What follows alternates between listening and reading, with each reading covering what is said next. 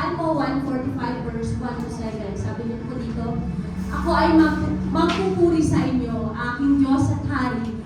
Pupurihin ko kayo magpakailanman. Pupurihin ko kayo araw-araw at ito'y gagawin ko magpakailanman. Panginoon, kayo'y makapangyarihan at karapat-dapat na purihin. Ang inyong kadakilaan ay hindi kayang unawain. Ang bawat salinlahi ay magsasabi sa susunod na salinlahi ng tungkol sa inyong makapangyarihang gawa. Pagbulay-bulayan ko ang inyong kadakilaan at kapangyarihan at ang inyong kahangahangang mga gawa.